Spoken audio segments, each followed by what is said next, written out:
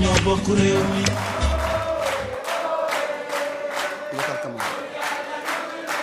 Ah bon, vous savez faire ça? Ah bon?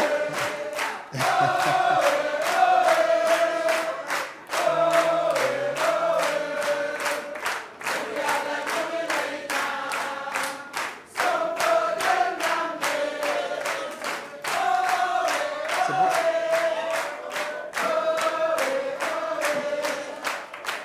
Jaa ngeen jëf. Jaa ngeen jëf. jaa ngeen jëf jërë ngeen jëf yéen waa PASTEF ci seen mobilisation ak ci seen discipline ñu tey nag ñu fas yéene bu ñu déggee Sonko xel dem ci coalition Sonko président ñu fas yéene dalal kenn koo xam ni nag kenn du ko présenté ci réew mi ndax dafa ji koo xam ni ci wàllu parcours dafa rompu à la tâche ku yàgg xam administration miin ko nekkoon au plus haut sommet de li gën a kawe ci réew mi mooy douane sénégalaise nekk aussi koo xam ne moom mooy directeur de campagne wala bokk ñoom moom mooy coordonnateur général bu directeur de campagne bu coalition Sonko président kooku moom mooy suñu gan tey jii moom moo di monsieur Boubacar Camara.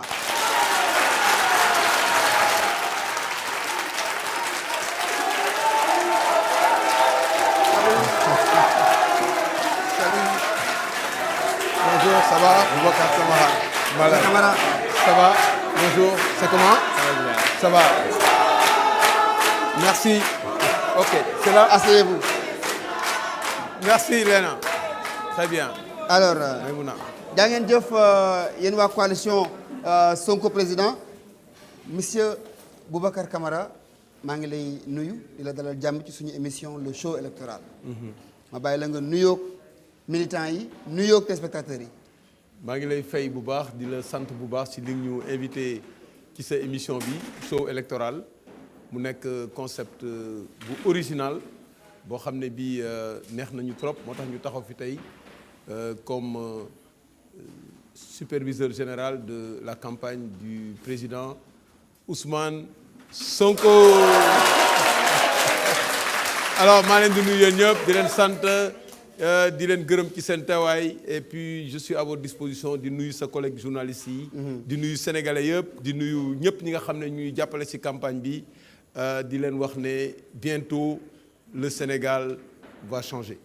Tubaarkalla. Merci. alors bientôt le Sénégal va changer maa ngi ak Abdoulaye Diédhiou ak Idrissa Sané ñoom ñaar ñëpp nekk des pions essentiels ci rédaction bu journal L'Observateur di le premier quotidien au Sénégal Abdoulaye ak Idi daal leen jàmm ci penc bi. alors jërëjëf Mela. jërëjëf ñu ngi nuyu vraiment monsieur Camara. nga xam ne ku ñu naw la seetaan nañ ko xam nañ parcours am donc c'est quelqu'un avec qui on sait qu'on va vraiment échanger. ci wàllu campagne bi. alors ñu lay dalal jàmm. monsieur Camara campagne bi daanaka léegi mu jeex wër ngeen réew mi dugg ci département yi dugg ci communauté rurale yi dugg ci village yi dem ba ci amoo yi sax pour dagan baatu askan wi. ci li ngeen gis ci biir réew mi ak fi ngeen dem yëpp ban xayma ngeen ñi tënk ci seen campagne ndax léegi mu jeex. xayma bu njëkk bi mooy Sénégal dafa am benn chance bu mu mosul am chance su am candidat boo xam ne dafa nekk fédérateur maanaam candidat bu amul xaar ma yàlla ak kenn moom li ko yëkkati mooy réew mi leneen intéressé wu mu am discours boo xam ne dafa amul lam-lame discours bu leer la am jiital intérêt Sénégal ne alalu Sénégal li ñëpp bokk na ci ñëpp jot ne réew mi warul am parparloo ne réew mi warul am kumba am ndey ak kumba amul ndey li ñu gis nag bi ñu duggee ci campagne bi dañu gis nit ñi ni ñu mobiliser topp Ousmane Sonko daf ñu yéem parce que Ousmane Sonko joxul kenn xaalis pour mu ñëw mobiliser wu nit ñi fu nekk heure bu mu dugg ci dëkk lu mu guddi guddi nit ñi dinañ ko xaar topp ko surtout les jeunes. ndax du curiosité rek. waaw curiosité mu ngi ci mais balaa ngaa def curiosité dafay fekk mu am luy attirer sa curiosité liy attirer sa curiosité nag mooy discours bi mu am ak dëggu bi mu dëggu ñu bare sax peut-être xamuñu Ousmane Sonko bu baax mais li ñu war a xam ci Ousmane le président Ousmane Sonko mooy fi ñëpp jaar la jaar màggee fi yaroo fi nekk doomu Casamance nekk doomu Kajoor donc métis su Sénégal jàngee fi daara jàng fi ci école yi gën a mag ba dem ENAM nga xam ne vraiment ci wàllu formation administration dafa nekk école de référence nekk major promotion dem administration fiscale mu nekk ci administration yi ëpp solo def fa 15 ans am parcours boo xam ne moom la ñëpp war a am ba pare nekk combattant ci wàllu syndicat am ay avancées yu bare yoo xam ne da ko xeex ci dëgg ba jot ko dugg ci politique kenn defaru ko lu dul sunu borom subhanahu wa taala mu topp nag façon dëgg sërëx bu nekk ñu teg ko ci wetam ba léegi ñu ngi ko koy tegal mais terewul rek mu continuer yoonam li ko intéressé daal mooy intérêt réew mi loolu phénomène boobu ak curiosité boobu mu indi loolu la ñu njëkk a remarqué ci campagne ba pare gis effort bi nit ñi di def pour ànd ak moom effort bi nit ñi di def décider maintenant ne duñu bëgg a reprendre seen réew loolu mooy phénomène bu bees bi ci campagne loolu moo tax ñun ñu gën a am espoir ne tey jii Sénégal am na occasion boo xam ne waruñu ko raté mooy fexe jëlaat seen réew defar ko. est-ce que nañ koy sentir carrément ak lan moo leen yan kii baromètre ngeen am pour firnde loolu. baromètre bi ñuy am mooy nit ñi dañuy dab même ci convoi yi di wax Ousmane Sonko seen problème bopp xam nga yaakaar weesuwul loolu xam nga campagne da nga naan campagne ñiy tëgg ñi sol ay yére ay t-shirt ñëw yore ay tama foog naa ne indiwu leen fi ay tama ak ay sabar ak yooyu ah. ci convoi bi mu ne bàyyi leen ko mu ñëw bu ñëwee mu ne ko man dama jàng ba am diplôme stage sax mënu ma ko am kon kooku yaakaar na ne kii war na mun a nekk solution kon pour ñooñu di topp su Ousmane Sonko solution la am na nag ñoo xam ne problème la pour ñoom mais pour ñun Ousmane Sonko c'est une solution. problème la pour kan. xam nga nag. waaw boo gaaruwaalee xam nga wolof dama ne boo gaaruwaalee rek. waaw ki ko moom xam na boppam. waaw mais dama bëgg nga toj yax bi bu dee Sonko. yax bi nag kan la nekk problème. problème mooy ñi nga xam ne ñii. loolu moom bu yeboo ñu xam ne jeex na. ñu jël alalu réew rek yeewu nu la neex nga def ko kenn yëgul kenn tinul nga signé contrat ci biir néeg ñu jox la ay xaalis ci ron lal ngay corruption liggéeyoo defoo dara nit ñi di ñefe suba ngoon mënuñu am dépense loolu c'est fini. mais loolu ñëpp ko bëgg. mais Camara loolu pour mu dañ il faut que ngeen jot ci réew mi. ah oui il faut que au soir du 24 février ngeen daaneel Macky Sall te Macky Sall nee na moom dafay gagner à 80% la wax.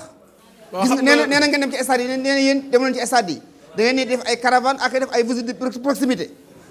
ndax amul ay nit. waaw xam nga tonton moom. waaw tonton mooy kat. tonton dafa jaaxle. kan mooy tonton.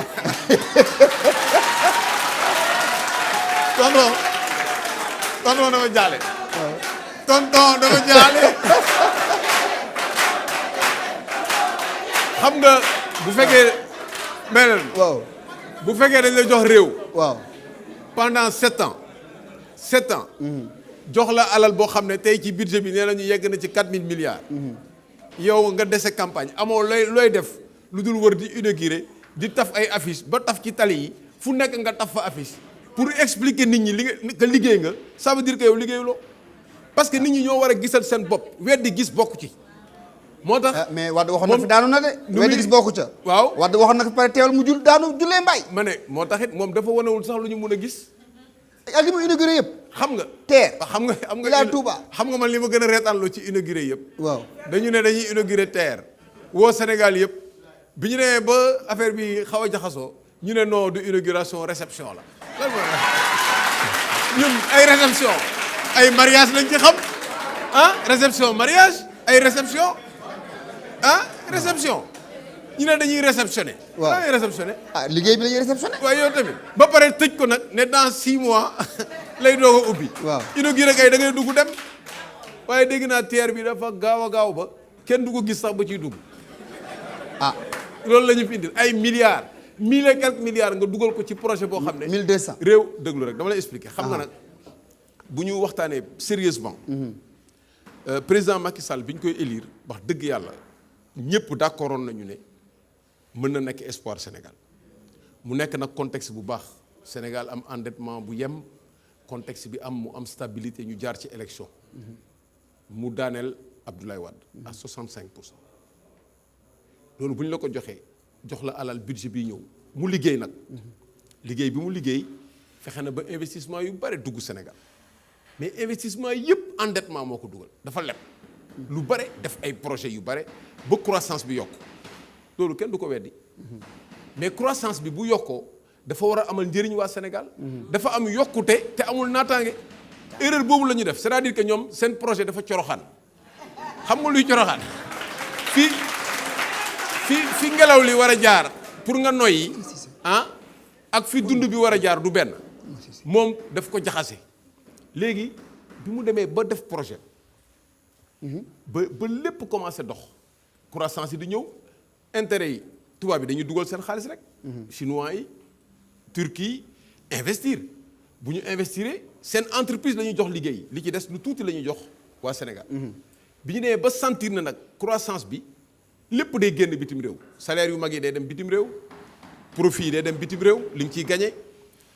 intérêt yi dette bi da ngay fay chaque année da ngay fay ay dette chaque mois da ngay fay service de la dette boo xam ne kenn xamul du mu toll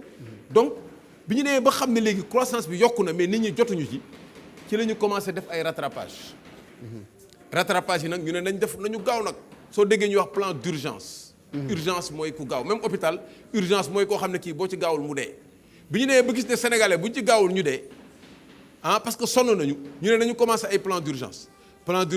développement communautaire def ay benn portion la rek bu ndaw nga dugal ci xaalis bu bare mu changer vie wu nit ñi rapidement nga dem plan d'urgence axe frontalier nga jóge fa dem DER développement rapide daal di ñëw surtout veille élection yi ne gars yi dama leen di jox financement gis nga tuufkaane yooyu moom la ñu comprendre ñun moo tax ñoom fi ñuy nattee mobilisation ak nit ak fi ñu koy nattee du benn ñun dañuy waxtaan ak nit ñi expliquer leen naka la Macky Sall lajjee lajj boobu nag ñu won ko ne bu ñu ko joxaatee réew mi waaw ñëwal boo leen di xaru daal xaru mooy jox koo xam ne kii dafa lajj jël réew mi joxaat ko bu boobaa nag assemblée nationale gis ngeen ni mu ko def su ne waaw mu ne Khalifa Sall amul immunité parlementaire ñu ne waaw mu yeewu ne am na immunité parlementaire dindi leen ko ñu ne ko waaw administration nga ne politique ku gañewul sa commune doo am poste ñu ne ko waaw justice yéen a ngi gis nu mu ko doxalee donc institution yëpp la jël teg leen ba ñu nërmeelu mu jaar seen kaw di dox kooku bu paree nag xam nga nu muy def day changer mode de scrutin yi jaar laajaat 3e mandat daal di ne léegi maire Dakar kenn dootu ko élire dañ koy nommer daal di ñëw changer wa lépp lay changer. ba pare nag jël économie bi li nga wax nii ak niveau d'information bi nga nekk bu gagné dafay changer constitution bi la 3e mandat indi ay réformes yi dañuy nommer maire au lieu ñu koy nommer ci yow au niveau d'information bi nga nekk dafa mel ni da nga am loo for ci weewu béy. ma ne du weewu béy rek xam nga man complot yi ñuy def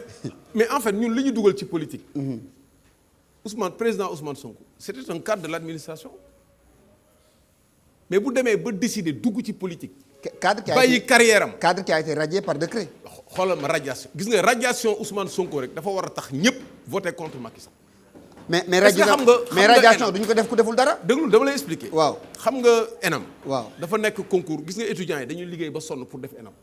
ay plusieurs centaines de candidats ay 2 personnes 10 personnes la ñuy jël ku def ENAM liggéey pour sa njaboot say waajur investir ci yow nga liggéey ba at mi def concours at mi. bay liggéey yow balaa nga koy rajee da nga ko war a wóor ci lu wéer koo xam ne da nga ko jiiñ ay wax ne dafa révéler ay secret ban secret la Ousmane Sonko li mu révélé yëpp mu ngi ci budget bi nga jël ko xale bu tuuti am avenir am nga dàq ko yow parce que yow rek yaa am doole parce que dañ la jox état pour nga uuf ñëpp nga jël ko dàq le fait que ñu rajee Ousmane Sonko kese dafa doy pour ñëpp contre Macky Sall. pour yow radiation bi teguwul ci yoon jaay doole la. mais jaay doole bu weesu loolu. mais loolu. mais monsieur Camara sincèrement loolu man loolu mun ma ko avalé. mais monsieur Camara bi ñuy radier Sonko loolu tous les Sénégalais étaient au courant mais gisuñu militants yi ñu yëngu yow mii di wax ni dégguñu la nga ñaxtu si loolu Macky dafa def lu ko neex kenn riposté wul. non ñëpp riposté nañu ku nekk rek niveau bi ngay riposté. ak fi ngay yem ak fi ngay ñun bi ñuy radier Ousmane Sonko. Ousmane Sonko dañu yàgg a waxtaan. bu nekk suma rakk ma xam ko ñuy waxtaan ci lu bare ma xam état d'esprit am dafa nekk un homme fort boo xam ne wax dëgg yàlla. sooy wut exemple ci jeunes yi mun ngeen inspiré wu comme exemple ñun ay mag lañu jeexal na waaw donc nguur du pour jaay doole. donc dama la wax ne économie réew mi bi ñu ko jëlee ba organiser ko ni ñu ko organiser daal di enrichir Sénégal par l'endettement mais soo nee enrichir Sénégal croissance noonu la ñu koy nattee da nga naan Sénégal li fi dugg yëpp muy privé muy étranger ñëpp la ñuy compter loolu la ñuy compter croissance alors que naataange da nga war a enrichir Sénégalais yi et Sénégalais yi dañu leen appauvrir ma jox la benn chiffre mon frère je dois même dire mon fils si vous voulez. est-ce que xam nga Sénégal 49,2% des Sénégalais dañuy taaba lu ñu lekk 49,2%. statistique ANSD 49,2% des Sénégalais amuñu dépense bu mot su dee ci ville yi la Dakar c'est 35,5% bu dee ci yeneen régions yi la c'est 56%. xam nga naka la ñuy taaba soit dañuy leb dund wala ñu leb dépense wala ñu compter ci xarit wala ñu compter ci frère bu nekk à l'immigration wala ñu jël xaalis bi ñu war a fajoo wala xaalis bi xale yi war a jàngee bés bu nekk nga ne génne nañu benn xale ci école bi moom la ñuy jël di ko def wala ñu wàññi li ñuy lekk togg añ tibb ci reer wala nga sauter repas mais loolu moo fi am. La solution puisque Sonko la solution comme vous le dites. Justement bu solution amee lan lay doon. ah voilà solution Sonko déjà yeewul rek ne man am naa solution dafa wax xalaatam wax li ko naqari première attaque bi mu def boobu moo daaneel gars yi kooku mooy premier appui bi mooy affaire ressources yi il a compris tout de suite que li ñu am li ëpp importance mooy sunu ressource pétrole yeeg gaz yeeg phosphate or mu ne bu ko kenn laala ci yéen a ngi koy spolier mu bind livre chronique d'une spoliation ba léegi kenn weddiwu coow lay fi ne rek donc solution am dafa départ ci ne boo buggee développer réew da ngay partir ci ressources yi réew mi am fexe ba kenn du ko saax-saaxe ba pare mu bind livre wone lan mooy vision mooy livre solution bi mu génne septembre ba pare ne gaa ñi man yoroo ma xam-xam bi man kenn de na ñëpp waxtaan mu def appel à contribution ñëpp joxe seen avis ci programme am ñëpp waxtaanee ko fii bitim réew ay experts ñoo xam ne sax duñu politique ba pare nag mu doog a génne programme solution bi mooy da ngay déparé ci ressources yi sauvegarder ko nga industrialiser pays bi maanaam nga transformer ressources yi boo ko transformer créer emploi am nit ñi am revenu nit ñi bu ñu amee revenu dugal ko ci kër yi éducation bi réglé wu santé bi réglé wu sécurité bi réglé wu nit ñi am lu ñu dund loolu mooy cercle Sonko ma yokk ci rek su loolu non c'est très important parce que dafa gars yi dañuy wax parfois ay Sonko day critiquer rek non critique bi fi mu waroon déparé la déparé mais loolu pour mu am il faut que alal ji gars ñi bañ ko sax-saaxe léegi boo jëlee loolu transformé ko dama lay jox ñaari exemple Sénégal amul fer Falémé ay milliards yi milliards fer bi ñu am Falémé est-ce que Sénégal amul gaz mais est-ce que boo jëlee fer boole ko gaz liggéey ko doo am tôle pour oto fi ñuy defaree oto ci monde bi yëpp nga fa exporter oto am xaalis bu dul jeex est-ce que doo créer ay emploi amoo pétrole Sénégal 80 000 milliards pétrole boo ko jëlee transformé ko def ay dérivés pétrole lépp ay caoutchouc yi ci pétrole lañ koy defee lunettes yi ci pétrole produits yi ñuy defar ci pétrole yëpp ci pétrole lañ koy defee ba pare nga mun ci exporter mën a defar yëpp ñaari industrie yooyu boo ko développé rek Sénégal yëpp am nañu emploi ñi leen di nax naa leen créer ay emploi dañ leen di nax waaw mënuñu defar réew mi c'est-à-dire que Benno Bokk Yaakaar ak ñi mu àndal dañu bloqué ba pare tas yaakaaru ñëpp ba pare continuer nax nit ñi mënuñu créer ay emploi ci ay taaba yu ndaw léegi xaalis boobu ngay jël nag nga investir ko ci agriculture bi ci mbéy mi nit ñi bay dundee bay jaay bay weccoo bay denc bay soppi. mais wax nga waaw monsieur Camara si mbéy moomu sax lay xaw a taxaw tuuti gis nañ ne Macky Sall mi fi nekk am na ay jéego bu ñu ko mënee wax noonu yoo xamante ne nee na indi na ko si mbéy mi jëm na indi ay tracteurs yu moderne dugal ko fii gis nañ la vallée gis nañ également Anambé bi nga xamante ne mu ngi dans la région sud donc mu ngi def ay jéego xëy na jéego yooyu si yéen doyul yéen bu yàlla defee tey ngeen nekk si nguur gi pour le monde paysan pour développer l'agriculture sénégalaise lan ngeen di proposer pour comme innovation. waaw jéego yooyu moom du ma ci sori sax benn bu njëkk bi mooy boo bëggee développer mbéy suuf si ngay sécuriser ba nga xam ne kii béy dina mën a jël suuf si tayle ko ci banque bi mu jox ko financement ñoom dañu noonu dañuy def réforme foncière bàyyi nañ ko commission bi ñu defoon dénk ko Doudou Ndoye maître Doudou Ndoye ba pare ñu dénk ko professeur Souran bàyyi nañ ko léegi ça veut dire que suuf si ba léegi amuñu sax solution alors que kuy béy te amoo suuf amoo dara benn ndox amuloo ko boo amul xaalis bu doy bu dugal ko ci agriculture bi xaalis bi ñuy lebi bitim réew dugul foofu de parce que bailleur bi lay lebal du la lebal pour nga développer sa dëkk da lay lebal pour nga def projet yoo xam ne ay entreprise am mën nañ ko liggéey bu rentable da lay lebal ne la defal TER nga xam ne dafa am société bu nekk fële di waaj a daanu nga jox ko marché société boobu jóg wala mu lebal la ne la demal defar ay bâtiment defal ceci intérêt yooyu lañ ci wut donc ndox li nekk ci ndox Sénégal eau à gogo la eau souterraine eau de surface yi ndoxu taw yi lépp boo ko exploité mën nga am ndox boo xam ne mën nga arroser lépp et investissement yi ngay wax yu ci bare c'est des investissements privés c'est pas l'État qui a pris de l'argent pour mettre ko foofu tracteurs yi ñu jël genn wàll nga yëpp panne na boo demee ci àll bi tracteurs yi yëpp a panne amul sax maintenance mais léegi bu ñuy indi tracteur dañuy def ngan di cérémonie nit ñi ñëw daal di def ay discours jël ay clé jox ko gars yi ñu ñëw kaalawu ñi fecc sabar bu demee ñu gaare ko mu panne donc mbéy mi bu loolu paree boo defee suuf boo amee suuf am nu mu tuddati am ndox léegi da ngay am ay centre de stockage yu lay permettre li ngay béy mu bañ a yàqu boo demee dans la vallée dañuy béy ba pare teg ko fa mais taw bi bu ko fekkee rek dee nañu parce que amuñu fu ñu ko def nga am yoon yooyu jaar pour transporter ko nga am zone yoo koy commercialiser am une banque agricole boo xam ne fii boo amee ñebbe am foño te soxla gerte nga mun ko fa placer mun ko weccee mu def échange nga organiser luuma yi nga organiser nag transformation jël gerte gi defar diwlin jël ñebbe bi defar lu nekk nga defaree ko noonu la ñuy organiser réew yi développé foofu la ñu jaar. su ma la déggee si point boobu dafa mel ni yéen au niveau du PASTEF question boobu da ngeen ko jël en compte ba mu mat sëkk ci loolu est-ce que mën nañ am une idée parce que jàpp naa ne bu ngeen demee ba jàngat ko xayma ngeen ko. sur ce volet de l'agriculture ni ñuy def ba développer ko. tey bu ngeen ko naroon xayma yéen si seen plan bi seen programme si ñaata la war a toll ak si diir bi ngeen nar a bi ngeen jox seen bopp comme app pour mun a développer définitivement l'agriculture sénégalaise. waaw léegi pour agriculture bi amuñu montant exact sur les 10 ans. parce que vous voulez faire 2 mandats.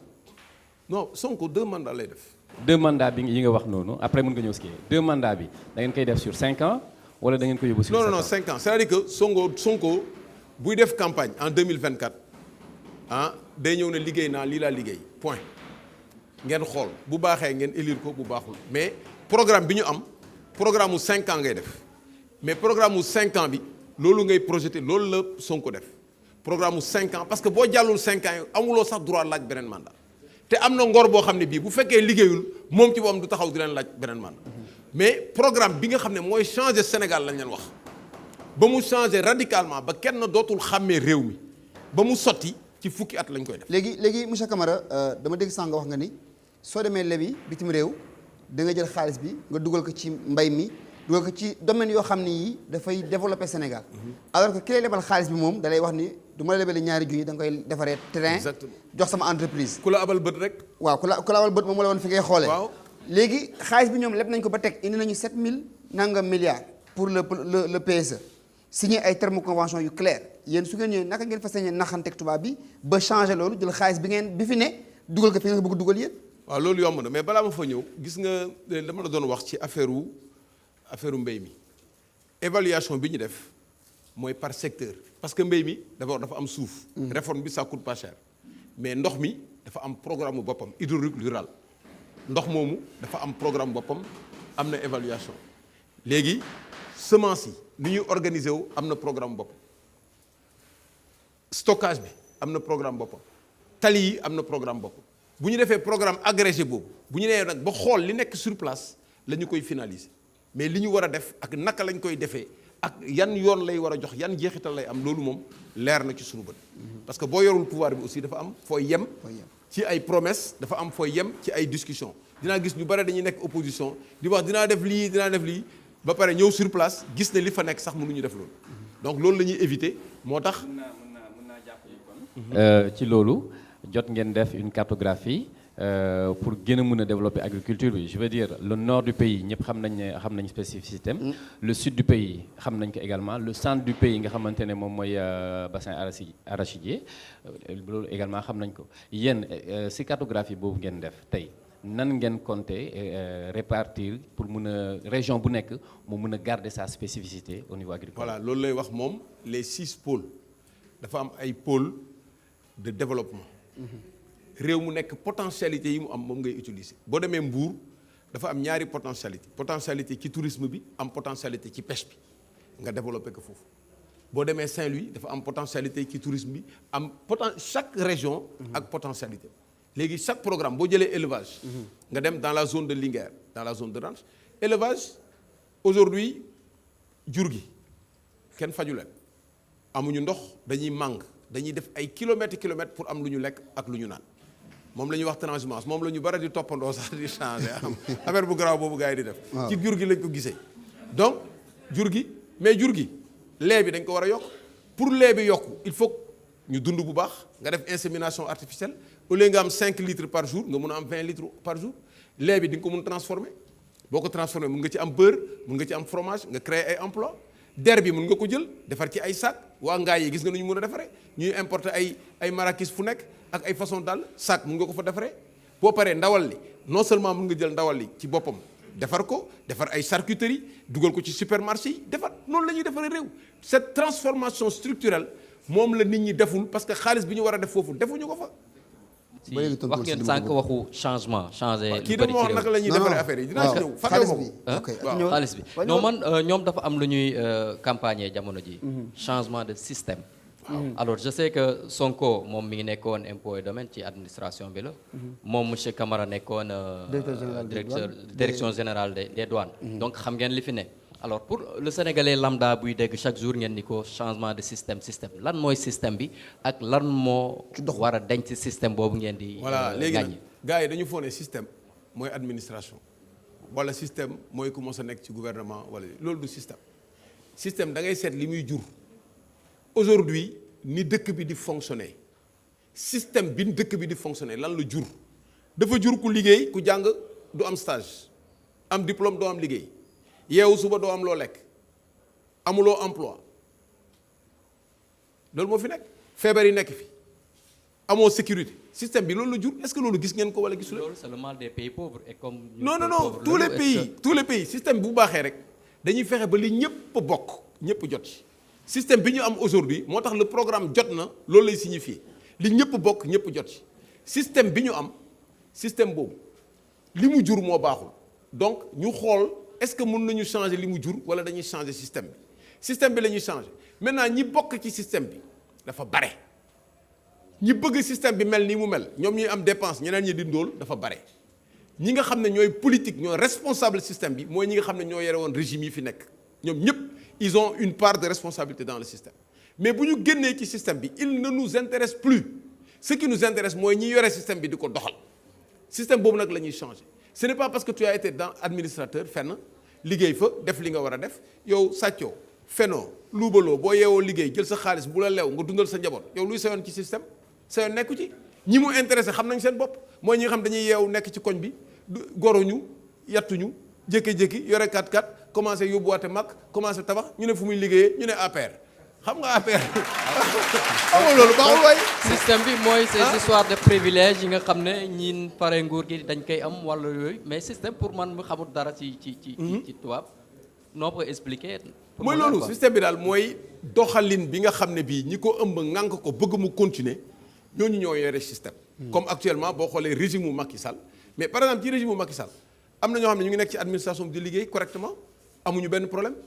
ñooñu seen yoon nekkul ci ay système mais système bi li mu jur moo baaxul comme li mu jur baaxul te mënul jur neneen da nga fexe mu jur ñu jógee fi rek keneen indi jur lu baax. léegi ba léegi ci seen. léegi sa endettement bi nga. waaw ci parce que man xam nga réew bu tam boo koy defar te amuloo xaalis du sotti. waaw te yoo xam nga ne gars yi dañoo lebi te ñi leen lebal dañu leen wax fi ñu war a xool te yéen l'administration est continue nan ngeen di def ba xaalis bi gars yi lebi mu nekk lu tegu ngeen dugal ko fi ngeen bëgg mu dugg fa te jib du coow. voilà léegi loolu mooy génie wu président Ousmane Sonko franchement génie c'est-à-dire que dafa comprendre dafa comprendre rapidement loo xam ne ñu bare dañu toog ay année mënuñu ko comprendre dafa comprendre ne mënuloo toog ci or di yelwaan përëm dégguma mënoo toog ci or waaw bóof ci or nga yelwaani përëm yow naka ngay amee dëkk nga am géej 700 kilomètres de côte am jën bu dul jeex ah nga am pétrole am gaz am or am zircon am naaj lépp nga am ko ba mu ne gàññ ba ñëpp d'accord na am nga au lieu nga jéem a fexe loolu bañ a saay nga jël ko tayle ko def ay contrat ba am ay ligne de crédit yu lay permettre nga faj sa éducation sa santé sa sécurité nga saggan di signer ay façon ngi contrat yooyu ba ñu jël ko ne ko foqat sa loxo ba pare na kaay ma lebal la kooku loolu la lebal jël na sa xaalis ba pare lebalu la donc système bi naxaate la lebaluñ ñu c'est-à-dire que suñu xaalis la mais comme dañu bañ ñu rëcc dañu ne kaay ma lebal la léegi bu ñu la lebalee ñu ne wooy Sénégal pays stable la fu ñu lebee ñu lebal ma kan mooy bàkkoo fu ma lebee ñu lebal ma mais c'est pas parce que daay dañu wóolu de c'est parce que am nañu ay moyens pour contraindre ñu c'est-à-dire que boo fayul te yow da nga dépendre ci institution internationale yi dañ lay noter ne la pays bi baaxul kenn dootu fa dem wala sax ñu yónnee la ay armes wala ay guerre jaxase sa dëkk ba nga xam doo fa dem wala ñu jël parce que yow bu fekkee régime bi boo da nga ñëw régime nga compter ci ay étrangers pour ñu élire la mais yow tamit fu ñu la wax nga mais naka ngeen di def ban génie ngeen ñu teg pour changer terme contrat yi. loolu laa lay def nag gis nga nag foofu la différence bi nekk du ma la wax lépp nag parce que su ma ko waxee fii du baax. léegi wax ma ci tuuti rek. dama lay wax tuuti. waaw ñamal ma ci rek. dama lay ñamal 2011 ñu ngi amoon 2400 milliards yu ñu leb. 2400 milliards avant que Wade di daanu. avant Wade di daanu. ñoom ñu ñëw ne dafa bare. actuellement ñu ngi 6700 milliards. la dette du Sénégal 6700 milliards. waaw fii ak 2023 bu ñu continuer nii te dañuy continuer nii parce que amul benn politique d'infléchissement de la dette ñoom dañuy bàkku par contre ne dette bi yeggaguñu 70%. c'est-à-dire mu ngi mel ni kuy dawal oto def excès de vitesse policier bi ne ko wàññil sa vitesse mu ne la ne yeggaguma ci miir bi.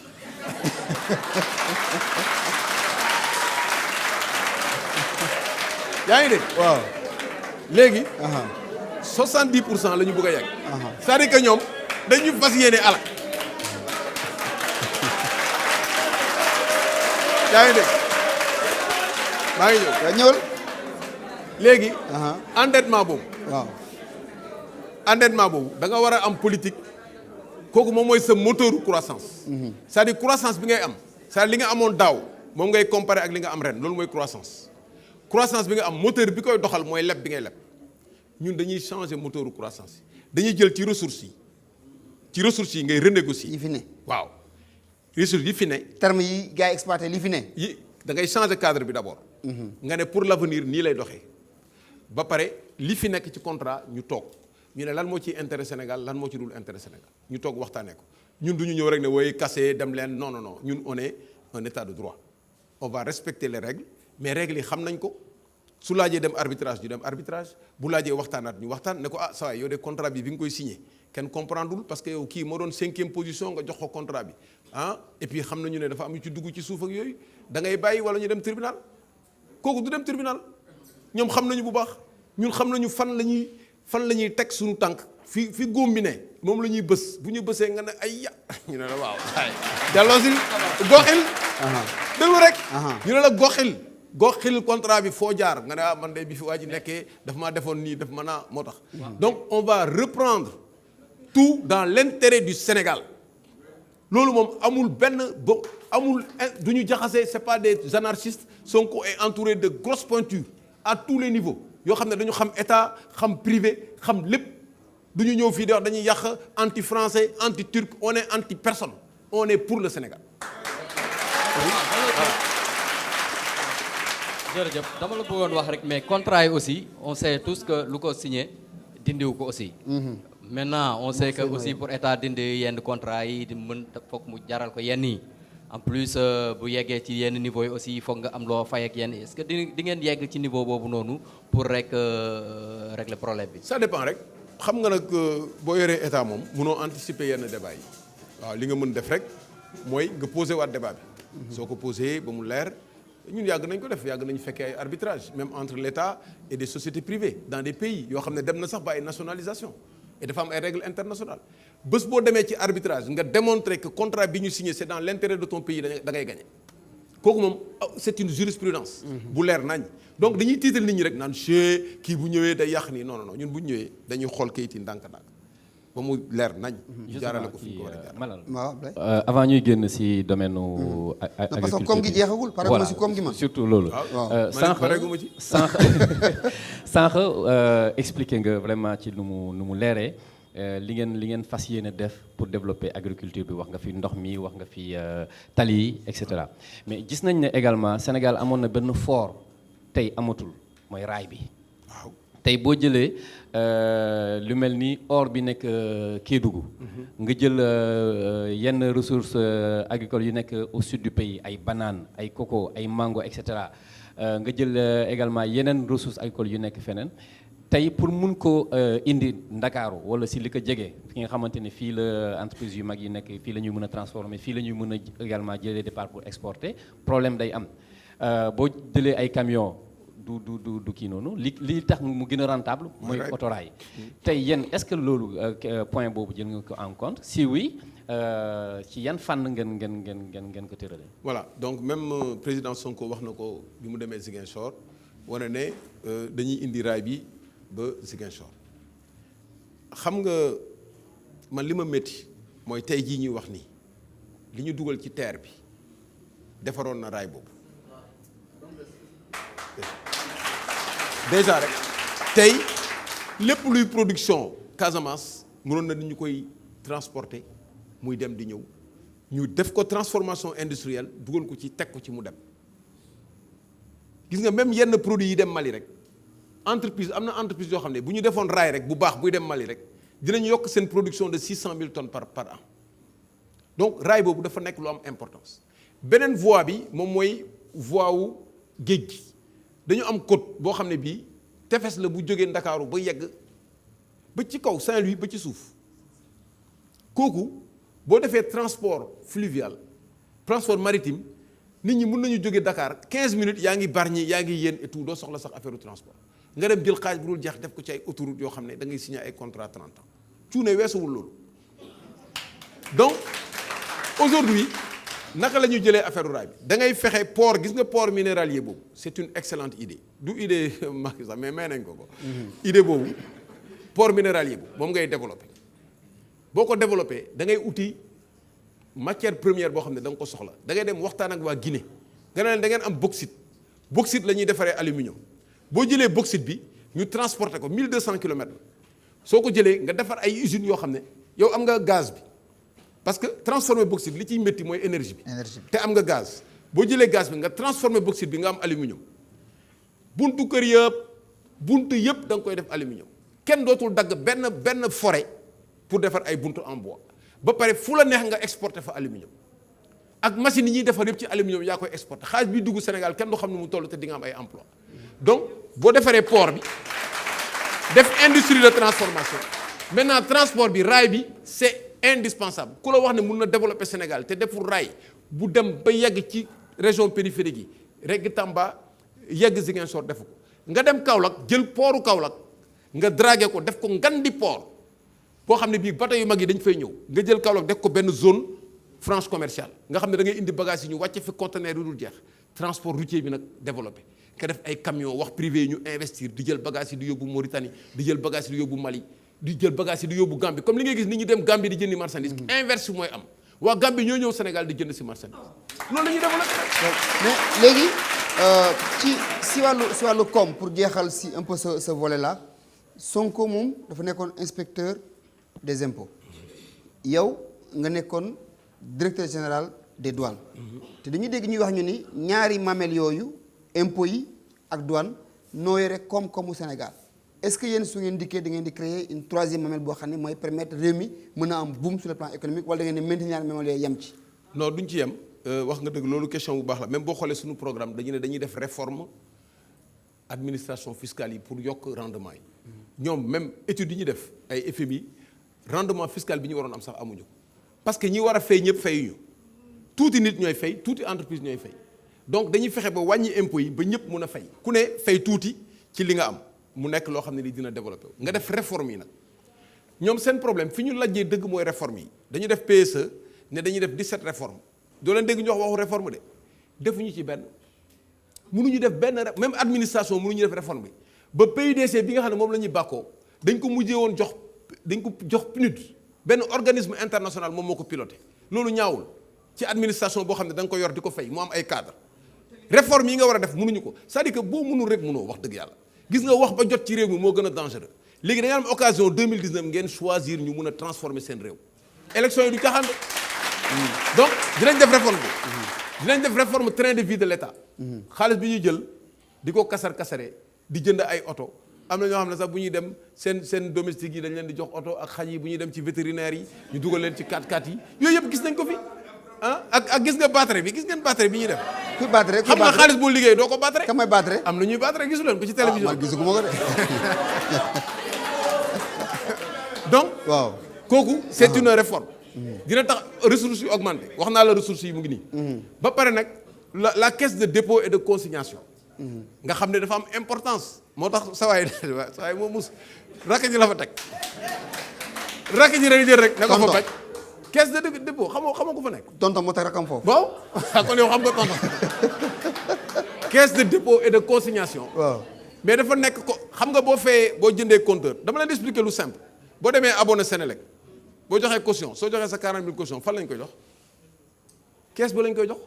boo demee SONES caisse ba lañ koy jox lépp luy caution notaire yi caution yi ngay jox foofu bu def transaction immobilière yëpp caisse ga moo ko yore donc alal jooju yëpp mu yore da ngay am droit liggéey ci te xam nga kenn du jël électricité tey suba nga ne jot delloo ma sama caution donc xaalisu nit ñi la ñuy liggéeyee xaalis boobu nag da nga ko war a jël levier pour lever ay financement ñun loolu dañ koy réorganiser ba mu jeex c'est-à-dire dama leen di wax ne bés bu Sénégal amee chance ba jël président Sonko jox ko Sénégal bu yeboo ngeen xam ne foofu la ñuy point de départ pour le développement de Sénégal. léegi on parle politique léegi Ablaye ak yi dañuy waxtaanee wàllum politique gis nañu ngeen defar coalition ñu gis aussi ngeen di wër-wërloo ak l'ancien chef d'État mu ni daf leen a naw parce que da ngeen koy fàttali sa jeunesse. ngeen dajeek moom extérieur dajeek moom ci biir réew mi mais teewul ba léegi moom njiitu réew mi moom mu nekkoon fi joxewut consigne de vote pour ñu jàppale leen est-ce que nekkul rek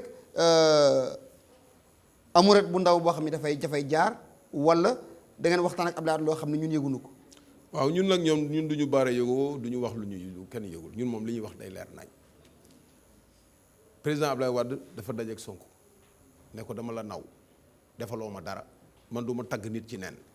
dama la gis sa taxawaay nga nekk nitu dëgg nekk nit ku honnête nga may fàttali samay ndaw bi may nekk ci digg doole bi ba loolu rafetul Abdoulaye Wade nga bëgg ko nga bañ ko am na fu mu jaar Sénégal am na lu mu fi def lu kenn du fàtte loolu passé na léegi ñëw na dellu si na ci langue politique bi xeex bi d'ailleurs bi ñu dajeek moom ñu bare waa gars yi ñu mu tudd ñoo ñëw ñan waa Benno bloqué yaakaar ñoom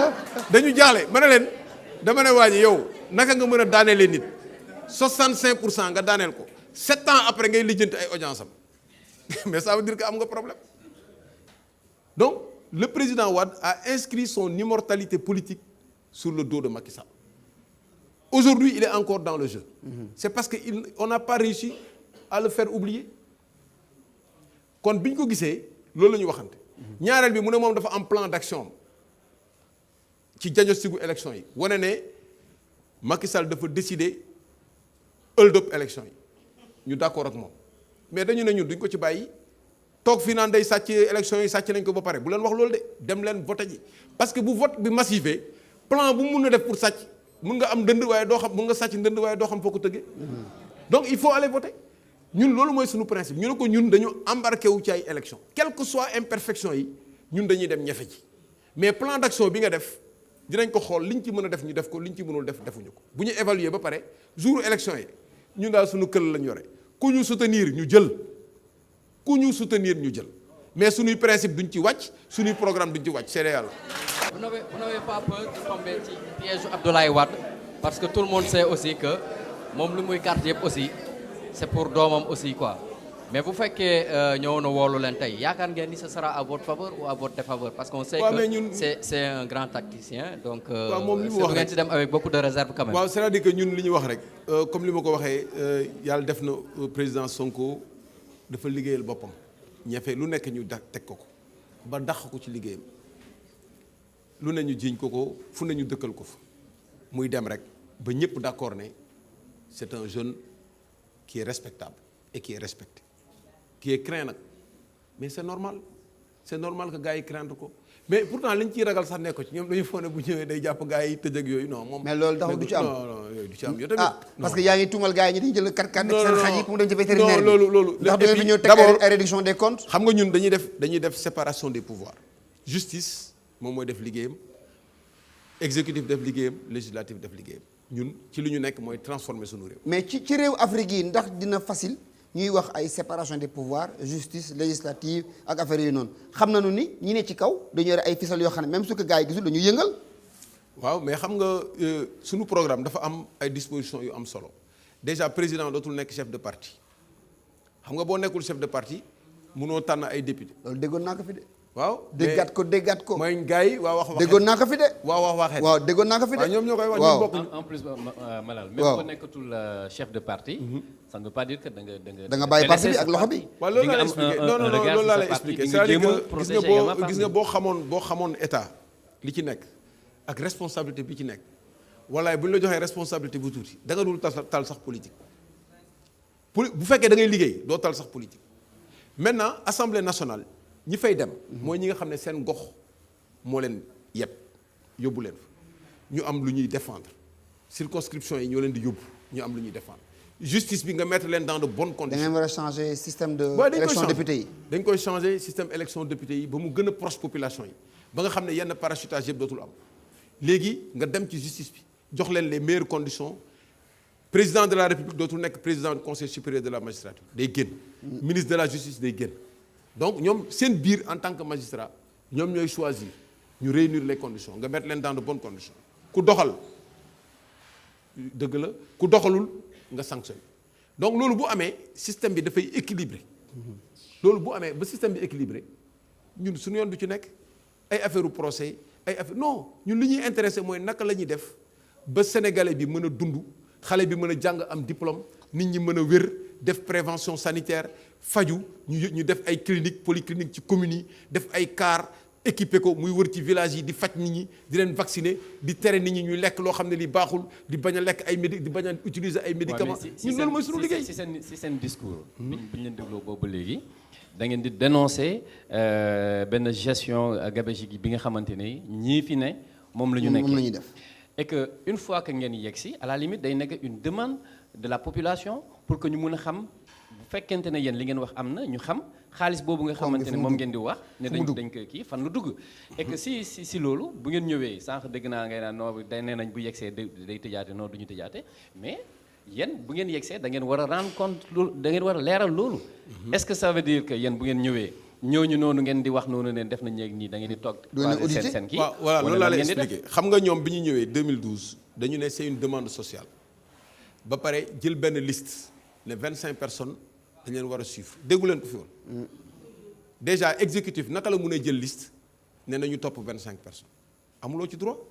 justice bi kay moo war a xool ku muy topp am na ay inspection yu fi nekk ay cour des comptes nga xool rapport yi fi nekk comme dafa am ñu ko bloqué di ci teg seen loxo ñun dañuy libérer rapport yëpp jox justice bi ku def liggéeyam képp ku justice bi topp ba xam ne yow lii lañ la war a teg dinañ la teg duñ ci boole politique parce que koo laal dañ naan adversaire politique la moo tax ñun duñu dugg ci loolu jomb nañu mais ñun li ñuy kaas mais kon dootul am sens ñun ñu ngi kaas ñu radier Ousmane Sonko pour des raisons politiques ba pare ñun ñu ñëw di ko def mais kooku Ousmane Sonko jomb na loolu mais c'est un grand monsieur est-ce que vous le connaissez moi je le connais pas moi je le connais pas alors c'est pour revenir sur question politique yi Ousmane Sonko c'est sa première campagne électorale on sait que campagne il faut présidentielle oui. Il faut une machine vraiment derrière alors on a parlé de l'histoire de les financements en tout cas des partis politiques yu demee noonu yéen seen parti par moment dinañ dégg ni oui la diaspora kees gi vide na kees gi vide na diaspora bi dañoo mujj cotiser pour Ousmane Sonko mën a continuer ay campagne am est-ce que loolu yëpp am na amut nga leeralal ñu ko ak aussi seen financement parti bi parce que aussi c'est un jeune parti donc côté koom ak yenn yi naka ngeen di def vraiment pour mën a dérouler seen i programme. waaw xam nga déjà ñun même ci suñu programme dafa am benn réforme financement des partis politiques dañ ko war a leeral ñu financer parti yi fii am na parti yoo xam ne yi li ñuy génne ci xaalis ci élection yi kenn xamul nu mu doon mais xaalis boobu fu ñu ko jëlee est-ce que mos nga dégg cotisation APR du ñu cotiser. léegi da nga bëgg wax yow APR. mais c'est l'argent public nguur gi la. gis nga même oto yi sax yenn saa yi oto public bi am na oto boo xam ne bii oto beneen service la ñu taf ko donc dañuy financer la politique à partir des biens publics ñun loolu dañ koy kase léegi nag ñun parti bu ndaw lañu mouvement bu ndaw lañu première campagne nit ñi ñoo ci def seen xaalis ak lañ ci mën ak ñi ñuy jàppale léegi comme gis nañu ne. mais ñan non nit ñi ak ñi ñuy jàppale ñan ñoo leen di jàppale. ñi leen jàppale xam amuñu tur. xam nga man mii. xam nga man mii. waaw nit ku ñëw. waaw ah. waaye daal ma ni. xaaral may ma tuuti Sada may ma rek. waaw man maa ngi ñëw. ma ni def leen ndànk rek. yéen toog leen rek du yomb ci yéen. ñan ñoo leen di financé. yaa ngi dagg sax. amul lu ngeen wax ba dugg ma ni. xam nga léegi déjà. waaw Ousmane Sonko. du moom rek. waaw partem am na juróomi at. mu nekk ci terrain bi. def na fi législative ngeen gis ko ba ñu élire ko député. ci conditions yi difficile yoo xam ne affiche sax amu ko woon. actuellement Ousmane Sonko am na convoi am na oto yu fa nekk am na oto yu ñu ko abal am na oto yu ñu ko luwel. am na ñoo xam ne ay candidats la ñu woon li ñu naroon campagne wax dëgg yàlla dinañ ci comp tuuti sax comme waa ji compal moo xaw comme yow ah déglu ma ñëw waaw déjà loolu féete na boor kan maa ngi jógee Maroc barki démb maa ngi rendre hommage vraiment sunu mbokk Maroc yi nekk foofu coalition Sonko di ci jiital Alamine ak ñi mu àndal ñëpp seen xaalis la ñu jël di cotiser di organiser wu lépp ñu def ko fii c'est la même chose nit ñi ñëw di ñefe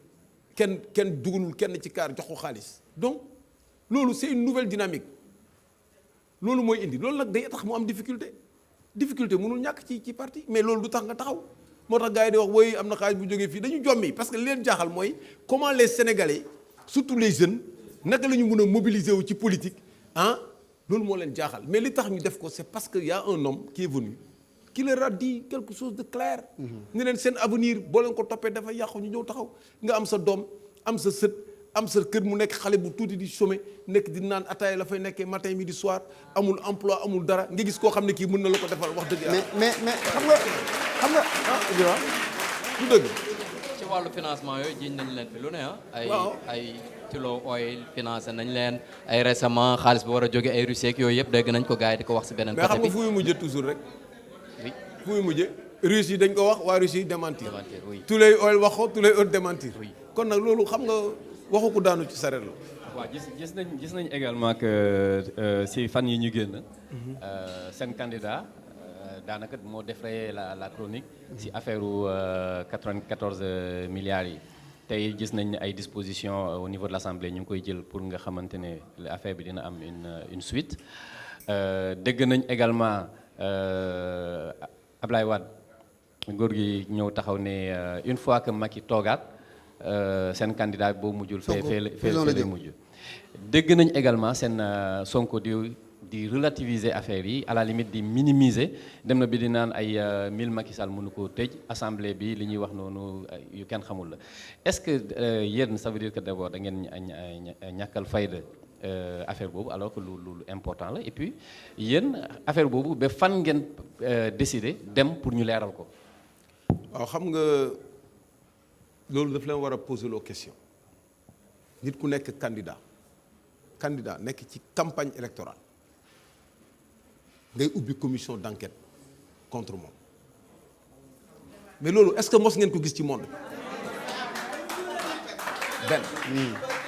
loolu par décence sax assemblée nationale nga ne da nga représenter peuple bi waa ji lu mu munti def njombe bu munti def dès que remplir na conditions yi ba nekk candidat ba conseil constitutionnel ne candidat la da nga koy bàyyi ba mu def élection am sax ba pare mais en pleine campagne nga ubbi benn commission d'enquête ñaareel ba ki nga ubbil commission d'enquête moom moo porter plainte moom moo soulever question bi daal di porter plainte procureur bi ne man pare naa pour procureur bi déglu ko mais xam nga lu tax ñu ubbi ko. parce que bu procureur xasee ba ubbi dossier ñoom dootuñu mën a def commission parlementaire te xam nañ ne bu procureur ubbee dossier xamuñu fan la mbir mi di mujj léegi nag ñuy def benn tir de barrage daal di créer benn commission mais loolu ñun du suñu thème campagne dëgg bi dina leer. te bu leeree yuuxu dina jibee fi ñu ko foogee. mais ak. est-ce que mun ngeen ñu tey leeral parce que de 94 milliards gis nañ ne chiffre bi xaw na varié. ma ne dossier bi dugguma ci tey fii nii si kanamu sénégalais yi est-ce que mun ngeen ñu wax réellement montant boobu ngeen ñu wax. mais ñun juge bi lañu bëgg mu wax ko parce que ñun bu ñu ko waxee dañuy wax dañu far. parce que yéen a ko soulevé. ñun ñoo ko soulevé teg ko ci fi mbaxane doonee benn kooku na ko leeral bu ko leeree di ngeen xam ñun liñ ci war a xam nañ ko liñ ci war a wax nañ ko suñu xel dal na ci te dina leer te bés bu leeree di ngeen reetaan ba sol. léegi ba léegi si wàllu politique Camara dañu gis ni ci campagne bi am na fu ngeen daje ak ay coalition mu jur coow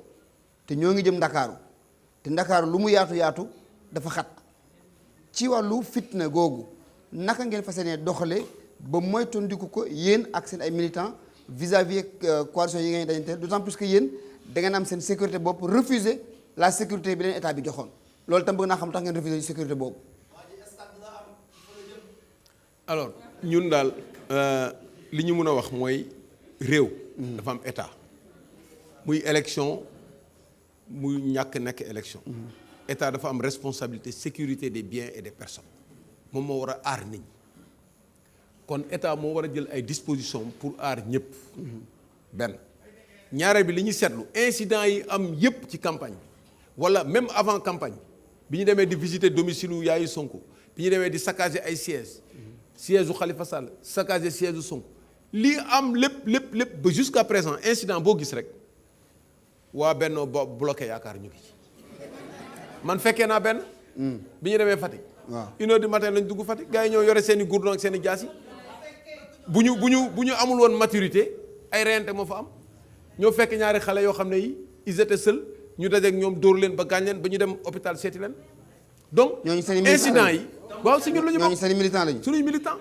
donc incident yi responsabilité bi moom mooy nguur gi bu nguur gi bàyyee rek affaire bi sedd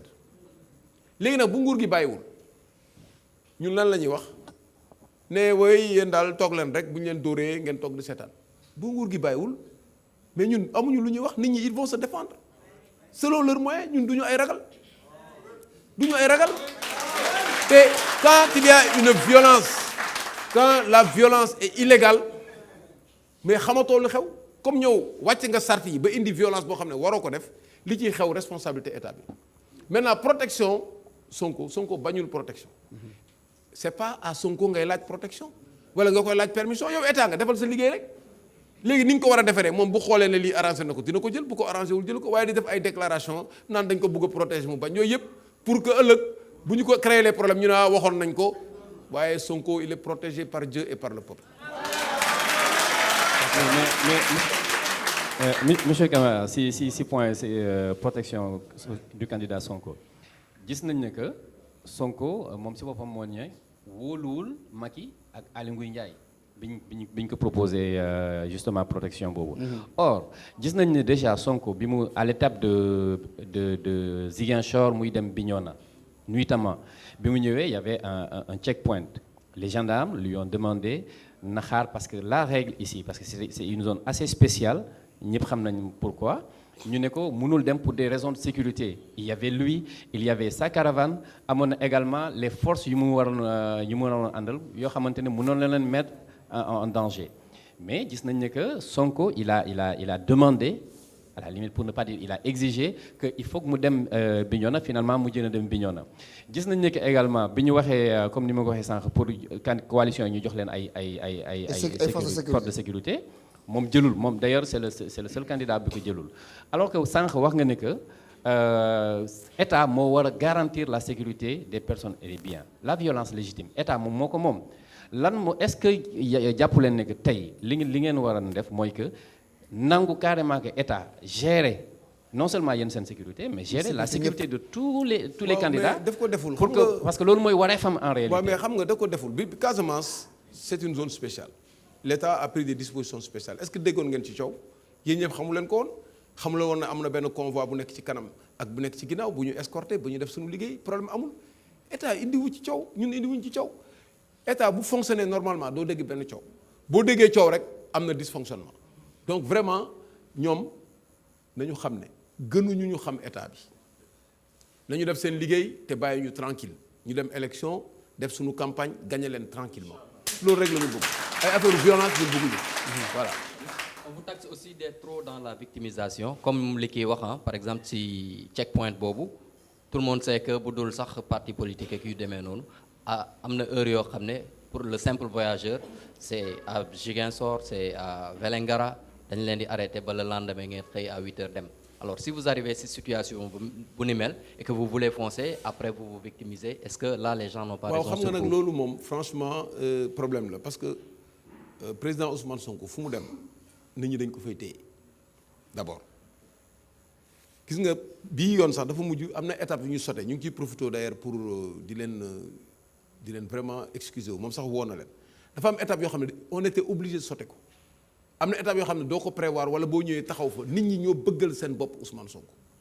loolu moo tax heure yi ngay prévoir pour ñëw doo ko mën toujours def mais comme période électorale la te ñoom am nañu xaalis bu ñu defalee ay convoi wu 100 véhicules bu ñu ci wàññi woon tuuti rek dinañu gën a yokk sécurité bi ba pare ñu cay profito pour rendre hommage force de l'ordre yi affaire violence daal wax dëgg yàlla boo fekkee ñaari nit yi xeex ki ëpp doole di dóor boo bëggee coow li wàññeeku wala coow li jeex da nga ko daan bàyyil dóor bi waaye kiy jooy wala kiy kaas nga naan ko bàyyi du sotti nañu bàyyi dóor bi jàmm ne ñooy léegi ñoo ngi jëm ci dernière ligne droite bu ñu nee élection dañuy dégg souvent ku jege di wax sécurisation du vote au niveau des bureaux de vote dañuy gis ni souvent ci grande ville yi rek dañuy seen coalition yëpp toog mais boo demee ci à l'intérieur du pays souvent seule administration wala le parti au pouvoir rek moom moo fay nekk yéen nan ngeen fas yéene taxaw ak seen coalition pour fépp fu am bureau de vote am kenn ko fa teewal seen coalition pour mën a sécuriser vote bi ba sàcc bañ a am. waaw loolu ren ji moom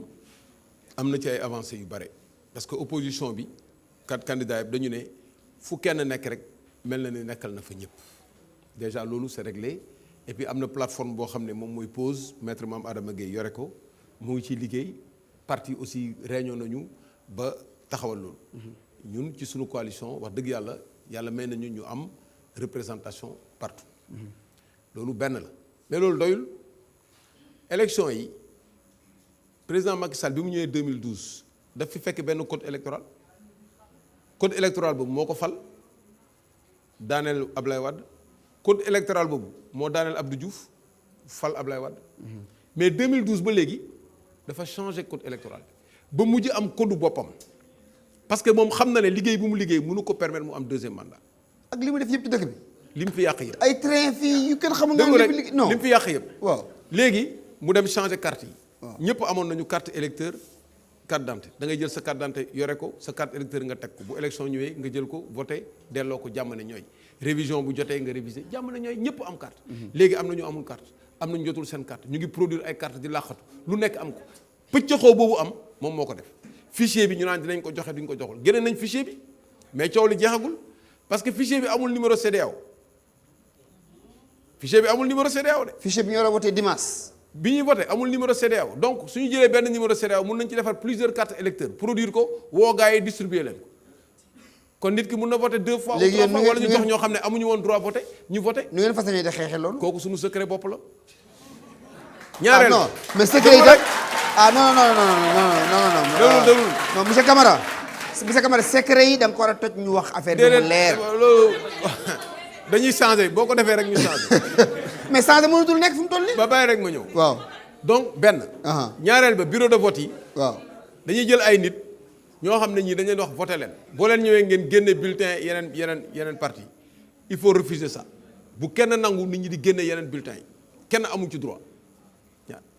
il faut que militants yi refuser ñi voté par di génne yeneen bulletins yi. ñi suñu bañee ñi génne bulletins yi ndax du jur coow ci centre de vote yi. ma ne coow rek. ba mu yéen nangoo ngeen violence boobu. ma ne du violence da ngay wax sa dëgg bulletins yi fexe ba bulletins yi ñëpp nekk fi amul jël ay bulletins wala nga dëpp ay bulletins wala nga xaar ba kii na kii du fi nekk kii du fi nekk loolu c'est à bannir ñu ngi exploité fichier bi rapport bi jot naa ko sànq fichier bii exploité nañ ko gis nañ ñëpp transfert électeurs yi ni ñu ko defee yëpp xool nañ ko dinañu ko leeral ba mu leer nañ dinañu jox communiqué nit ñi ñu xam fan la ñuy taxaw mais dañu wax nit ñi nañu dem voté ji loolu yëpp ay pexe la rek mais pexe boo gis rek am na contre pexe. mais man loolu dafa ma jaaxal parce que yow li nga wax ni ci ay imperfection ci fichier bi ak ci préparation élection yi du lu ndaw. mais dafa rëy. mais naka la coalition Sonko ak yéen ñi ci bokk mën a nangu bëri ci règlement bu leerul. mais règlement bi du question règlement bu leerul c'est-à-dire que ñoom dañu am seeni pexe. ndax nekkul ali bi bu ngeen jëlee ngeen ni règlement ba leerul. yu waaw mais gis nga ñun li ñuy xalaat tey du question jël dañuy xool kay tonton ndax day daanu ci dër bi wala ci gënnus bi waaye moom daanu bi moom kooku leer na ñun dañu bëgg processus démocratique bu leer. Aujourd'hui def nañu seen technique yëpp jël ministre de l'intérieur def ko mais est-ce que xam ngeen ne ministre de l'intérieur moom mooy chefu DAF direction automatisation fichier DAF mooy jël inscription mooy defar carte mooy defar fichier même personne bi yaay tulli yaay sabaru lu neex nga def waaw xam nga kooku waaw fecc bi nag moom gis dafa am façon fecc yoo xam ne du fecc. fecc boo xam ne sa kanam bi day tëju yaram bi diis sa tànk yi diis loolu du fecc waaw doo mën a dem donc je te dis que aujourd'hui ils ont préparé un plan mais plan boobu du admis du jàll parce que nit ñi dañu mobiliser parce que xam nañu lu ñu bëgg a def bu plan boobu bu mu décourager kenn liñ ci war a def yépp dinañ ko def communication bi ñu ci war a def dinañ ko def jour vote bi boo paree di nga sécuriser ñi nekk ci bureau de vote yi dinañ am seen fulla seen fayda résultat yi dinañ ko jël xoolal étranger vote étranger article L336 dafa ne bu ñu voté ba pare dañ koy def ci benn fiche créé à cet effet jël fiche bi envoyé ko mais fiche boobu kenn mosu ko def dañuy jël ay feuilles rek bind Washington temps Mauritanie temps envoyé ko léegi dañuy wax nit ñi ñu scanner seen PV envoyé ko ñëpp xam ko ñu compté ko parce que xam nañu ne diaspora ba mënatuñu fa am dara moo tax ñu bëgg a saboter élection yi gis nga ni ñu saboter élection yi Touba gis nga aujourd'hui dañu jël ay bureau de vote remplir ko nit ba mu fees del parce que c'est des zones qui ne sont pas favorables pour que élection yi yéex bu ñu yéexee démarrer dem 18 heures rek ñu arrêté ko gars yi du ñu voté loolu yëpp analyser nañ ko rapport baa ngi sama table ñu ngi koy xool bu dul woon émission bi heure bi ci loolu laay nekk di liggéey. kon nag ñun dañu décider que sunu démocratie ñu delloo ko place am te ñoom lu mu leen jaral rek jaral nañu lu ko ëpp. waaw monsieur Camara buñ la dégloo décider ngeen également buñ la dégloo dafa mel ni yéen da ngeen jàpp daf leen leer naññ ne Macky day jóg ngeen toog bu leen neexee ne amin waaye ci dañ nekk ci compétition ndam ngi ci gàccee ngi ci du lu ma leen ñaanal bu fekkente ne Macky jàll na premier tour est-ce que yéen di ngeen nangu di ngeen mën a taxaw au lendemain proclamation bi nangul ko comme niñ ko baaxoo fii ci Sénégal. yéen tontu leen waay. waaw Camara da ngay ëffal. jaaral parce que c'est une possibilité la. waaw compétition la ñu nekk. mun ngeen jël mun ngeen dem ngeen gagné. ma ne xale yi tontu nañ la ba pare.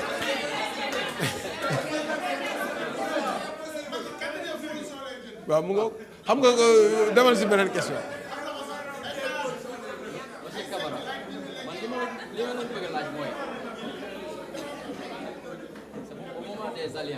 waaw alliance yi waaw. alliance yi bañ jibee ñu gis Idrissa buub na lu bëri. 17 sur les 22 sur les 22 recalés yu demee noonu Macky Sall waxi noppi. bon yéen dafa mel ni bëriwut ñu ñëw si yéen parce que certainement le candidat Sonko bon comme il a agi si élection yee passé ak le fait que ñoom ñu nekk des politiciens classiques yu fi nekkoon et moom il prône beneen façon de faire la politique. il veut changer le système. va changer le système exactement alors est-ce que yooyu yëpp tey du woon lu ngeen lu waroon mën a bénéfice si yéen ngeen am ay alliance parce que comme on dit abondance de biens ne nuit jamais quoi. waaw abondance de biens nga wax abondance de biens nag ñun amuñu benn problème ak opposition franchement ñi nga xam ne ñuy combat opposition ku mu neex nga dem fu la neex mais ñun suñu politique dafa wéeru ci ay principe ci principe yooyu la ñuy àndee ak nit mais man mii di wax ak yéen candidat la woon. waaw am suma programme. am su ma yéene xam li ma bëggal Sénégal mais su may allié ak Sonko da nga foog ne damay allié Sonko rek parce que allié Sonko sama rakk la wala non. Exactement pourquoi. mais justement parce que dañu waxtaan ma xool programme am mu xool sama programme mu dëppoo ñu ne kii mën nañoo ànd ñeneen ñi aussi ñëw seet suñu ñu xool ne war nañoo mën a ànd waaye kii la ñu war a gën a mën a àndal suñu directoire élargi réunion ñu waxtaanee ko ne kii la ñu fas yéene àndal donc alliance noonu lay du question nombre tegle ay nombre ak yooyu amul solo xam nga ñan ñooy élire population bi ñooy élire c'est le peuple sénégalais moom mooy élire waaw kon loolu franchement ñun choqué wuñu te comme opposition la ñu nekk ñun bu ñu demee deuxième tour ñu ngi ñaan yàlla jàll premier tour mais bu ñu jëlmee deuxième tour aussi dañuy soxla opposition bi te am na place de convergence yoo xam ne dinañ ko am donc loolu amul problème loolu franchement mën ngeen ci dara ci wàllu gouvernance bu yàlla defoon tey jii ngeen falu le 24 février au soir. amiin waaw ay ñaan la rek de ay ñaan la de. waaw nii la ah waaw nii la bu yàlla defoon ngeen falu au soir du 24 février. ban xeetu gouvernement la ñu war a xaar ci yéen parce que vous prônez la rupture totale. waaw gouvernement bi waxtaan nañ ci ba pare li ñuy njëkk a def mooy dañuy def un gouvernement restreint boo xam ne minimum bi 15 membres. 15 ministres. minimum maximum bi 21 à 25 ñu ngi xool dafay am bloc souveraineté moo ñu yore défense économie affaires étrangères intérieur ak yooyu. santé kooku du changer éducation. non kooku. yooyu mooy souveraineté yi waaw. moo am ñoo xam ne ñooy yore les domaines à vocation transversale éducation santé environnement yooyu am ñoo xam ne ñoo yore à vocation sociale loolu doy na ci gouvernement léegi dañuy def réforme boo xam ne bii structure yi ëpp importance activités yi ëpp importance te am jeexital ci entreprise yi ak ménage yi dañ koy def ay ngandi direction générale pour le moment identifié nañ ci 36 direction générale. yu mag yoo xam ne pour nga nekk ci directeur général da ngay def appel à candidature waaw du caaxaan de dañ naan appel à candidature ku war a nekk directeur général du trésor ku nekk indi sa kayit ñu def cahier des charges jox ko ay cabinet ak ay experts administration ñu xool ko bu ñu ko xoolee ne ñetti ñii day ku ci ne war ngaa mun a nekk directeur général ñu classé leen jox ko président bi mu signé ko daal di tànn ci kenn nommé ko ñu jox ko programme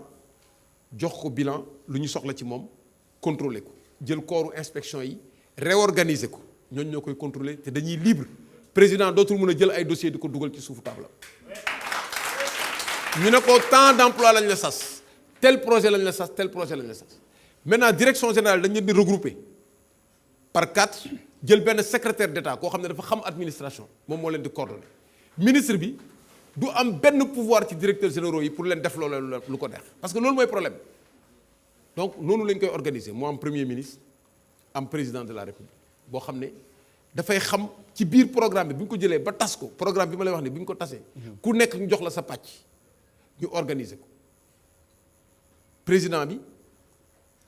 génne programme am premier ministre def déclaration politique générale assemblée bi di contrôler action gouvernement assemblée bi fi ne.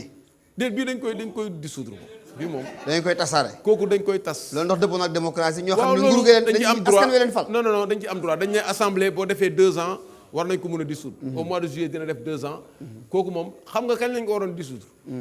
bi ñu waxee affaire immunité parlementaire bi bu Khalifa Sall ñu ne amul immunité ñu yeewaat ne am na kooku moom lañ ko waroon dissoudre bu yàgg. Khalifa son cas. gis nga ko. mooy justice rek yow noo ko gisee. man ni ma ko gisee rek mooy dañ ko bëggoon éliminer ko soo yeewoo ne nit ki dafa détourné nga dem ba ci biir juge bi ne détournement amul te détournement bi moom moo justifié nga tëj ko te man Khalifa dama ci am à l'aise pour wax ko parce que ñoo bokk koñ màggandoo nekk ay xarit. injustice c'est-à-dire kaawu Khalifa ci li ñuy gisee violation séparation des pouvoirs ci justice gis violation séparation de pouvoir ci administration ci kaawu Khalifa lañ ko gisee. gis implication bi état bi dugg ci gestion libre collectivité locale yi mais loolu yëpp jaar-jaar la rek bu ñu demee ba mu jot. lépp dina leer. parce que Khalifa nekkoon na ku të nguur gi Ndakaaru ak Grand Yoff. waaw nëbb nañ ko jant bi. ba noppi foq yenn si ay nitam yóbbu ci ñoom ndax du tax ñu benn carte gi ba fa Khalifa daan gañe ñoom ñu gañe fa. waaw loolu mooy seen erreur parce que xam nga waaw mënul am xam nga Grand Yoff nag wax dëgg yàlla ñun ay géré la. roof ta dangay roof ngay roof tàngoor waa ji nii xaaral. et puis non Grand Yoff moom.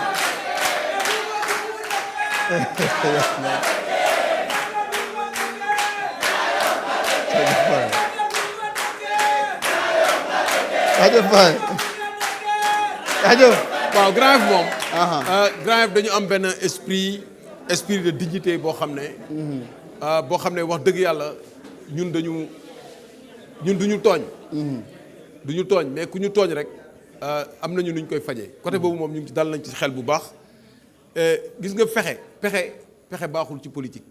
gis nga bu ñu bëggee politique Sénégal baax dañuy bàyyi pexe yi. ñu bàyyi libre jeu rek ku gañe nga gañe. donc côté boobu vraiment bëgguma ci insister mais dama la bëgg a wax simplement que Sénégal daal reculer na recul boo xam ne tey jii ci wàllu économie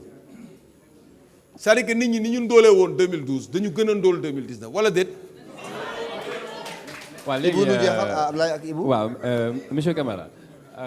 dama seetlu si discours yi ngeen di def si campagne bi tàmbalee ba léegi du yéen rek du seen candidat rek globalement bu ñu xoolee coalition yi fa nekk yëpp dafa am benn couche bu vulnérable boo xamante ne presque on a l'impression que jëluñu ko en compte tellement du ñuy dégg ñuy wax buñ jëlee waay laago yi yenn handicapé yi gumba yi et cetera ak xale ya discours yi ñuy dégg yëpp généralement day mel ni dañ leen xaw a fàtte alors que si biir dëkk bi la ñu bokk. non suñu bos bokk or yéen comme ni nga waxee seen bos bokk ci tey si ñi nga xamante ne ñu ngi ñuy déglu yéen bu ngeen yàlla defoon tey ngeen jël nguur gi lan ngeen prévoir pour justement ñooñu ñu bañ a nekk ay citoyens à part mais ay citoyens à part entière. alors ñun dañu am benn concept bu ñuy wax personne vulnérable maanaam mooy nit koo xam ne kii dooleem barewul li tax dooleem barewul soit dafa am laago wala mu am jaar-jaar bu tax dooleem barewul par exemple boo gisee nit koo xam ne dafa nekkoon militaire dem guerre gaañu ci guerre bi dafay am invalidité boo amee invalidité maanaam sa cër yëpp bu motatul dafay am jeexital ci sa rentabilité donc pour nga mën a liggéey ba def ni ñëpp day jafe nga gis mag mu liggéey ba pare ba dem retraité Sénégal boo retraité ngay commencé alko kooku da ngay nekk personne vulnérable nga gis femme boo xam ne bii dafa wasin moo tax ñu def congé maternité pour gën a protéger famille pour ñu def allaitement maternel ñu dem ba 6 mois nga gis xale bu tuuti di dugg école ñu koy génn école wala xale boo xam ne dafay am mortalité infantile bu mu nekkee xale compte tenu maladie amul vaccin yi amul prévention ak jeune fille bi nga xam ne day dem ci yoonu école bi bu demee ba toll ci yenn at yi commencé gis baaxam dootul mën a toog ci école bi parce que conditions yi nekk fa amul toilette yu set amul ak agression yi ñuy def moo tax ñu am programme de protection des personnes vulnérables dafa am un fonds de soutien des personnes vulnérables boo xam ne bi dinañ ko alimenter kooku mooy tax d'abord pour les personnes à mobilité réduite ci bâtiment yi ni ñu koy defee yépp am na normes yi mais dinañ fexe ñu appliquer ko ensuite dinañu fexe ba bu ñu calculer ce taux d'invalidité xool ce taux de rendement dafa am benn taux de vulnérabilité boo xam ne bii daf lay jox droit à une indemnité boo xam ne bu ñu négocier suñu ressources yi xaalis bi ciy génn dafa am boo xam ne day dem ci fonds social boobu mooy tax nga mën a dimbale ñi nga xam ne dañu ay waylaago émigré yi c'est la même chose mais émigré yi c'est l'inverse parce que ñoom dañu am xaalis bu ñu dugal ci réew mi lu toll ci ay 1200 milliards dañuy def benn fonds social pour émigré yi def benn maison de la diaspora d'ailleurs président Atepa defar na dessiné na maison bi yépp ba pare wetti monument de la renaissance la bu ñu ko defee bu ñu bëggee def tabax seen i kër loolu dañu obligé di jël xaalis bi di ko jox seen benn cousin bu sant Cissé mu ñëw détourné ko ak yooyu donc dañ koy defar leen utal leen benn réseau d'entreprise ñu mun a defar bu fekkee dañu bëgg a investir dans l'agroaliment fu ñu mun a investir ñu def ko donc vraiment pour vous rassurer rek la protection de l'enfant de la jeune fille des personnes vulnérables c'est un élément important de notre programme social. Et on finit avec ça. Monsieur Camara pour jeexal seen politique sportive parce que ci la bokk aussi. waaw président bi fi jógee enfin Macky Sall def na fi lu rëy ci wàllu sport. lan la alors tey bon def na fi lu bëri wax dëgg yàlla ñun ñu nekk si wàllu sport bi on sent que am nay avancé par rapport ak li benn ci Dakar Arena yéen seen politique sportive am na xam infrastructure nga am xam na nga gestion politique sportive ci santé la bokk. déjà ñun suñu programme mooy fexe que nit ki am réflexe de prévention sanitaire di def sport bañ a toog parce que toog bi mooy indi obésité nga def sport donc généralisation du sport à l'école dañuy reprendre li amoon dans les temps mooy UHU. reprendre que nit ñi di def sport surtout jigéen ñi ki ñu bare defuñu sport bala nga def sport rek nga dem médecin bi ne la attention de boo moytuwul. waaw donc dañuy fexe ba ñu def dans les quartiers des centres sportifs yoo xam ne nit ñi dinañ mën a def sport kooku politique de prévention sanitaire la d'abord. maintenant sportif bi ñu def léegi li ñuy def mooy d'abord boo bëggee defar sport da ngay développer infrastructure sportive yi infrastructure sportive yi da ngay jël ay villes lu mel ni Mbour nga xam ne déjà il y a une bande boo xam ne y a des écoles de foot tu fais de grands stades yoo xam ne gestion stade yi moom mooy problème parce que état bi du am moyen gérer ko loolu en collaboration avec le privé da nga leen koy jox ñoom ñooy récupérer publicité yi di ko indi di développer stade yi nga jox leen ay cahier de charge loolu mooy tax match yi bu amee nga def benn connexion avec la télévision parce que télévision publique publicité bi muy jël ñëpp ko bokk donc dafa war a dem ci culture bi dem ci sport bi ñun noonu lañ koy articuler ba pare nag nga fexe ba les disciplines yi nga xam ne dañ ci nekk discipline de pointe nga fexe encourager ko depuis la petite catégorie nga def ko ba nga xam ne dinañ ci am ay résultats yu baax mais doo ñëw rek defal infrastructure boo xam ne boo ñëwee di fa basket ñaari nit nga fay gis wala ñetti nit loolu caaxaan la meeting lay gën a def pour ay parrainage mais loolu du sport politique sportive da ngay fexe ba nit ñi di sport mu nekk ci seen santé ba pare mu am ay performance sportive yoo xam ne dafay yëkkati turu Sénégal nga bañ ci boole dara nag amul xon amul luy affaire yu ñàkk fayda yooyu yëpp nga dugal un esprit sain dans les jeunes ñu xam ne compétition saine mooy tax nit ñi réussir. jërëjëf voilà jërëjëf monsieur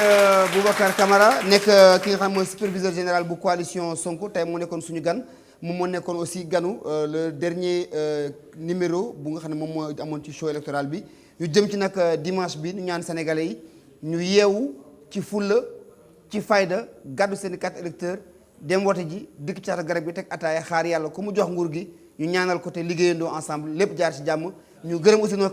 cadreurs nos techniciens di gërëm aussi mes confrères yi nga xam jaar nañ fi les deux là en particulier parce que woo naa leen woowaat leen mujj gi day niru kidnapping di la gërëm bu baax a baax monsieur Camara di gërëm militants yi waa Grand Yoff ak waa Pastef fi jaa ngeen jëf bonne élection. merci. Allez, merci beaucoup. Hein. Allez, c'était bien. C'est une bonne émission. Merci. Avec un beau concept. Hein. Ah, ben voilà.